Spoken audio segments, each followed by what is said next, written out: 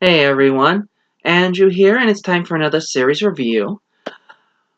So if you watched my review of The Myth Adventures by Robert Asprin, you heard me mention another series that he wrote with someone where the series kind of fell apart when he got a co-writer. And I said I would talk about that one, and that is today. So the name of that series is Phule's Company. I'm going to give a little pre-warning on this one. So I did my best to try and remember the story and go over it and get a good idea of what's going on. There's a little difficulty with that, unfortunately. Basically, here's how I would break it up. So the first three books are a little simplistic. They have a very basic plot. I can sum it up very quickly, so I'll probably breeze through those ones very fast. Books 4 and 5 are very complicated and are a little convoluted, and I have a hard time remembering everything that happened in them because it's a lot of stuff that overlaps and doesn't necessarily work. And I will definitely tell you what's going on with the sixth one when I get to the sixth one. But yeah, so this is a series that the first two books were written by Robert Asprin, and then from book 3 to 6, he had a co-writer named Peter J. Heck.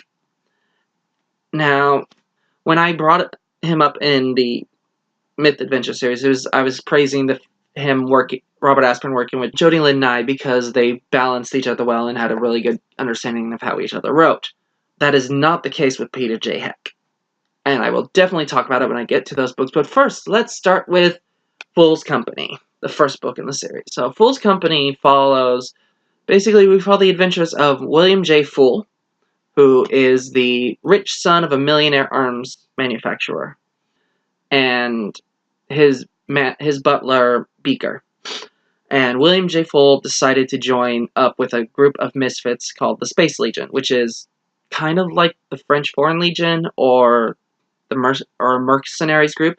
It's like you have the army, you have these space navy, space force type of people, and then you have um, the Space Legion. They do the small odd jobs that is too small for the army or the the forces.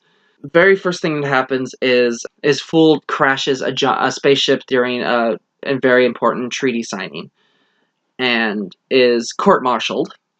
And they want to kick him out, but they can't because of who his father is, and so they have to find a way to punish him and find a way to get him into enough trouble that they can justify kicking him out.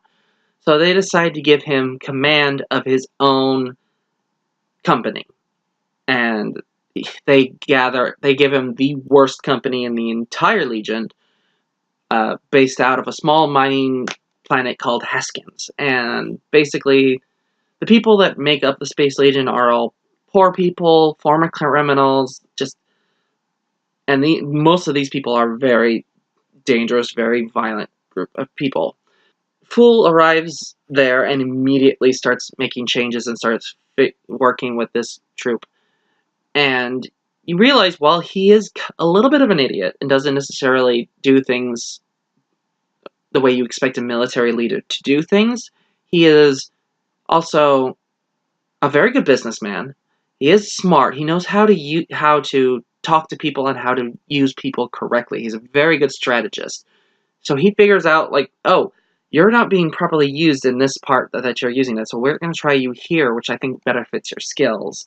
He also got them better equipment, better money, better uniforms, all basically used his multi-million dollars to make them the most advanced equipment and training and utensils wise that he could do.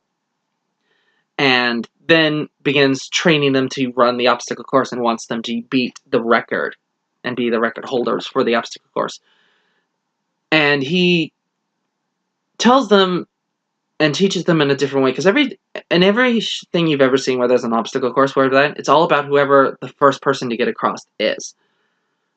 Phule tells them this is important, but the important thing is not to be the first ones across, not to be the first person, to be the first entire team. So it's not about you getting across, it's about everybody getting across. And I don't care how you do it. I don't care what methods you decide to take. You find a way and you figure out a way to balance this. and do this in creative ways. So, like, one of the good examples is in the training course, there is a mud pit with barbed wire on top. So normally what you're supposed to do is dive into the mud and crawl through. The Phule's company decides to bring out clippers, and they cut through the barbed wire and just go. And because there's 4 or 5 of them going at a time, they can cut through super fast, much faster than someone can crawl through the mud. And end up getting really good and really high marks for that. Which of course pisses off the head of the Space Legion, who's trying to get Phule kicked out. So the planet Heskins has a big job that they need.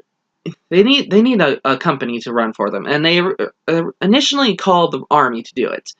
But Phule has been talking with the governor and decides to puts up an idea to have it be a contest, and whoever wins, either it be the army or the Space Legion, his group of Space Legions, gets to have the contract. And the army sends literally their most elite group, the best of the best. And it would be impressive, except that this is Phule's home track, so they have home field advantage. B, they're cheating. They are flat out cheating. C, they're using live ammunition and are willing to do anything to screw up the other team, and thus they manage to defeat the army, gaining the contract and gaining good prestige for the Space Legion.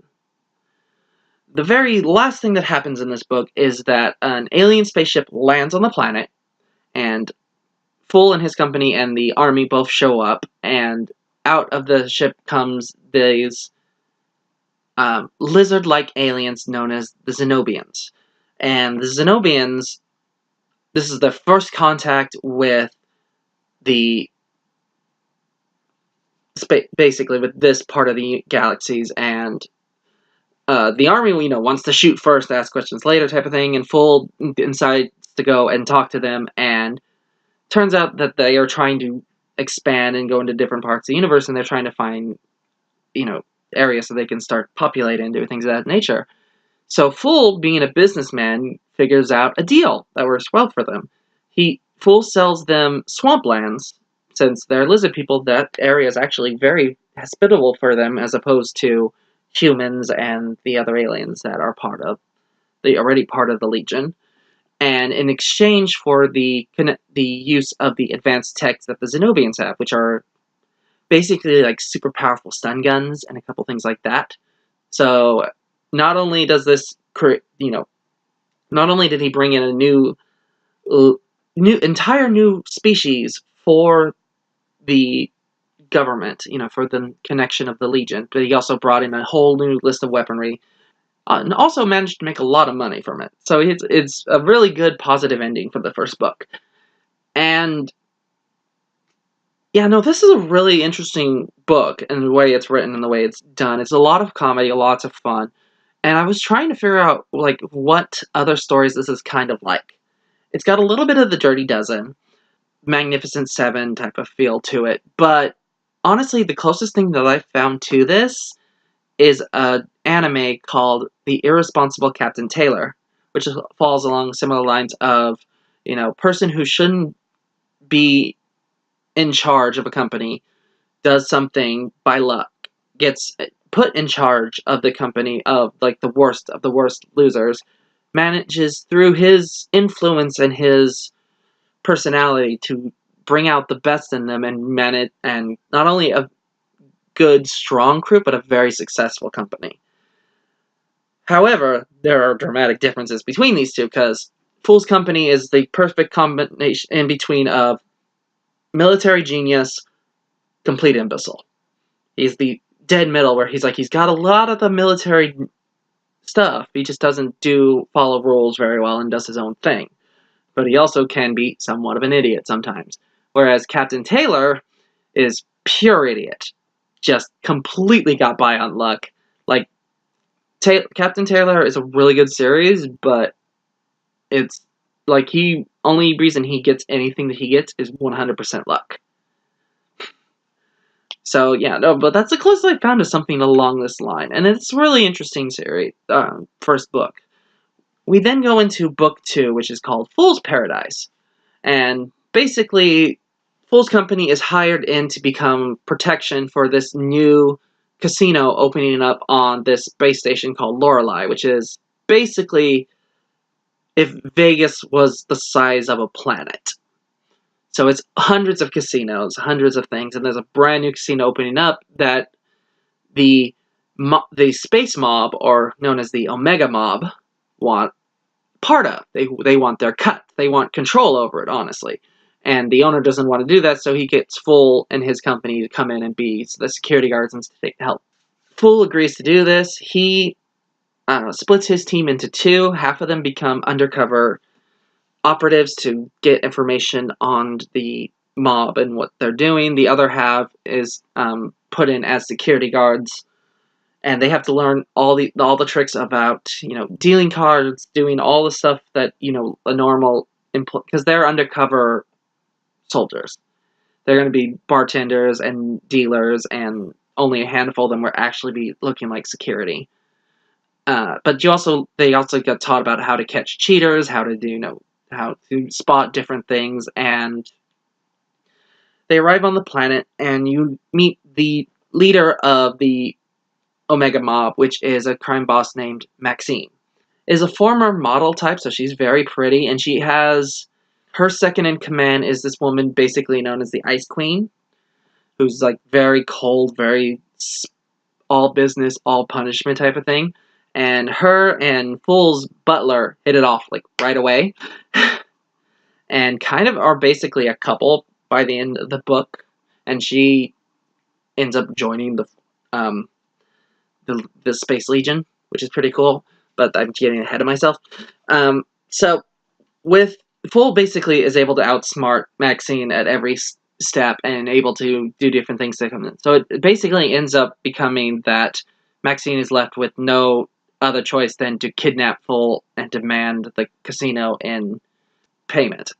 The entire company basically strap up, crash through the windows, and just take her down within like 10 minutes. It's really like that's like one of them has to step up and plan it, and it's like you can just see all the training that they did in the first book and all the stuff that they were kind of working on in this book come to fruition.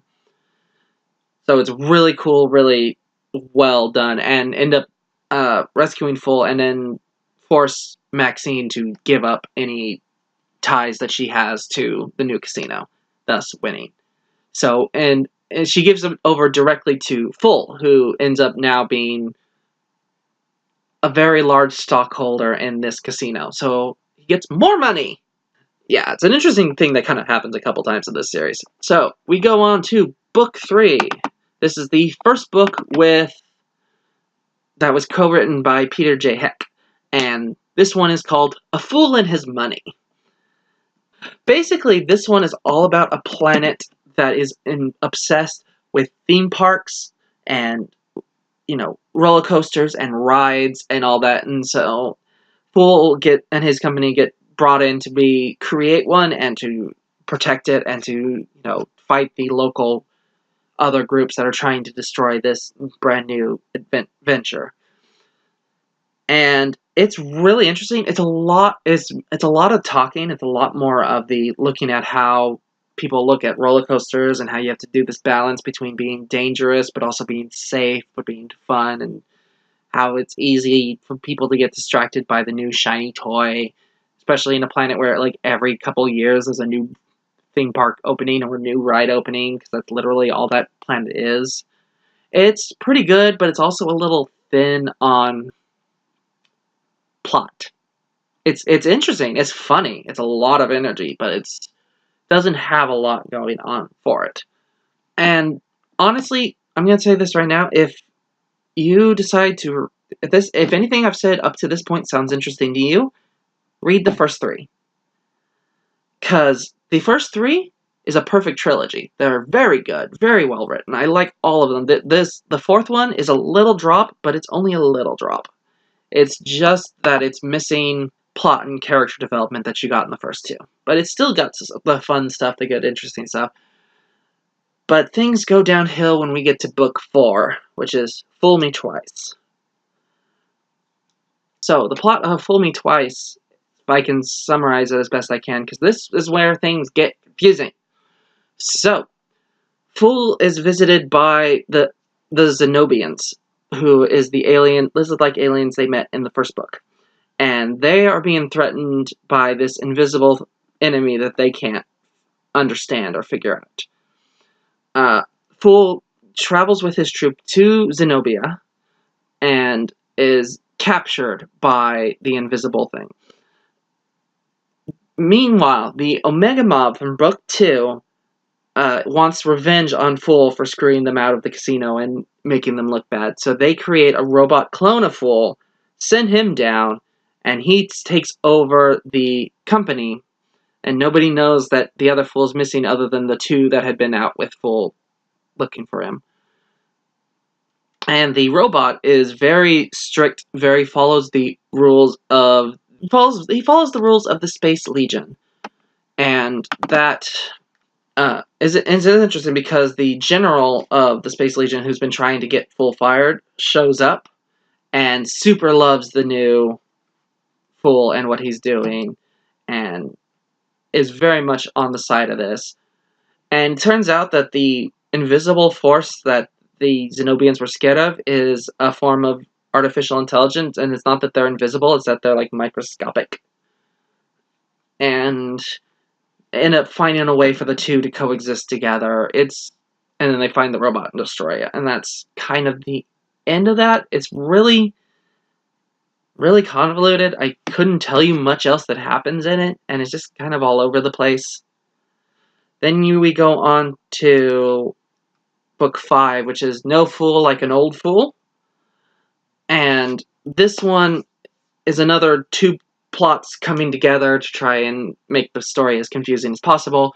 Basically, Phule's dad is part of a hunting group, and he wants to hunt something big and dangerous, and he's heard about Zenobia and knows his son's on Zenobia, so he gets him and a bunch of his big game hunter friends to go and hunt the dinosaurs of Zenobia when there are no dinosaurs in Zenobia.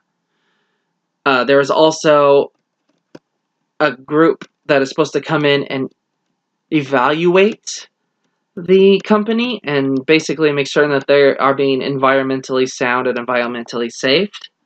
This company is known as the Alliance Ecological Interplanetary Observation Union, or AEIOU,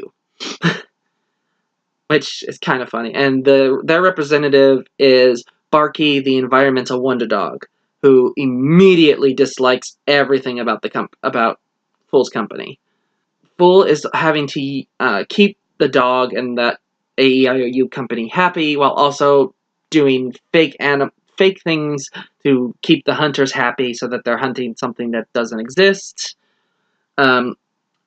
Also, during all this time, Phule's father is trying to destroy the casino that Phule took ownership of in Book 2 because Phule wants to show the world that his son is a bad businessman who doesn't know how to run anything. Which is kind of dumb, because that's just screwing yourself out of money. But, And it's just, it's one of those things where it's like everything just kind of fumbles out, but it all just kind of ends at a certain point. It doesn't really have a lot of big payoffs or a lot of fun to it. Like this is another one where it's like it all kind of blurs together, and it's just I honestly couldn't remember if this is the one that had the clone robot or if it was the 4th book that had the clone robot. And I looked up stuff on them, and I still have a hard time remembering anything that happens in these books because they're kind of dry and not that interesting. But none of them are anywhere near as bad as the 6th book, Fool's Errand. The book so bad that even though I had all 6 books, and I love the first 3 books, the first 3 books are great, the 6th book is so bad I immediately put the entire series up for sale and sold it. So, yeah, no. The plot of book 6 is actually the most simple of all the plots. Ridiculously so. The plot of book 6 is Phule's company gets a brand new medical officer who turns out to be the Ice Queen from book 2, who is still in a relationship of sorts with Beaker, the butler.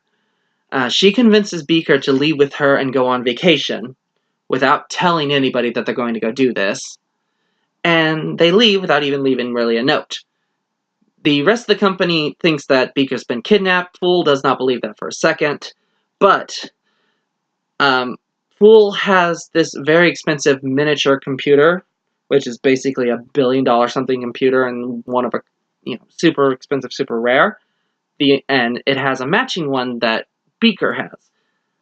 And for security purposes and safety purposes, if the two are not together or not within range of each other and together, basically if a code's not put in every couple days or something, it will cause Phule to get poisoned and die. And of course, Beaker is never been told that this will happen, so he took the computer with him, and now Phule has to go chasing after Beaker and the Ice Queen to catch them to get the code so he doesn't die. And so the entire thing is just, oh look, we're on a Wild West planet. Oh look, we're on a planet that's basically gardens, and it's just, it's very dumb. It is stupid, honestly. It is moronic in points because it's just like, first off, Beaker leaving without telling anyone is very rushed, is unnecessary, and makes no sense. The character would almost never do that. At least he would have left a note saying, "I've gone on vacation. I will be back in this time." 2, there was freaking no reason that Phule should not have told Beaker, "Hey, if you leave with this computer, I will die." He should have told him that. That's such an easy thing, and it's like, that's all you need to know. And it's just completely insane. Ultimately, super pointless. There is no character growth, no character development. It's just kind of an excuse to say vacations are stupid. And it just drags the whole series down. There's nothing funny about it. There's nothing interesting about it. There's no plot here. The plot is idiotic, and not even strong enough to warrant being a plot. And that's something, because like the first 2 books have huge heart in them. I like, honestly, they're amazing. They're really well done.